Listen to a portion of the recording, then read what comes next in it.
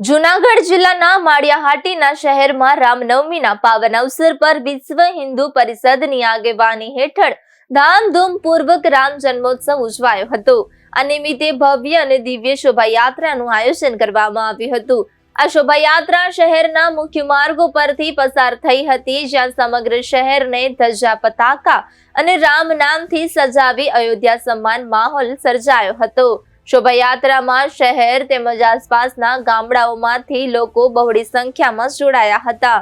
Band party અને ડીજેના તાલ સાથે જય શ્રી રામના નાદ ગુંજતા શહેર ભક્તિમય બની ગયું હતું। વિવિધ આકર્ષક ફ્લોટ્સ યાત્રાનું મુખ્ય આકર્ષણ રહ્યા હતા। આ પ્રસંગે યોજાયેલી બેઠકમાં વિશ્વ હિન્દુ પરિષદના આગેવાનો, વેપારી મંડળ, રાજકીય તથા સનાતન ધર્મના આગેવાનો હાજર રહ્યા હતા। શોભાયાત્રા દરમિયાન કોઈ અનિચ્છનીય બનાવ ન બને તે માટે માળિયાહાટીના પોલીસ દ્વારા ચુસ્ત બંદોબસ્ત ગોઠવવામાં આવ્યો હતો।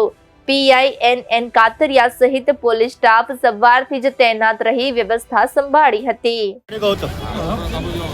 વિક્રમ સંવંત 2082 અને ચૈત્ર માસ આજે 9મી તિથિ ભગવાન શ્રી રામચંદ્રજી લલ્લાનો જન્મોત્સવ આજે માળિયામાં હર્ષ અને ઉલ્લાસ સાથે ઉજવાઈ રહ્યો છે।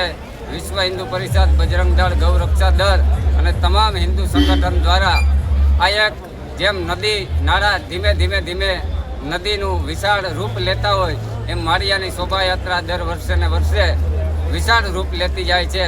આ વર્ષે ગામડેથી પણ ઘણા લોકો જોડાણા છે, બેન્ડ પાર્ટી ડીજે સાથે ઘણા લોકો જોડાણા છે અને દિવસે દિવસે શોભાયાત્રા એક મહાન શોભાયાત્રા થતી જાય છે।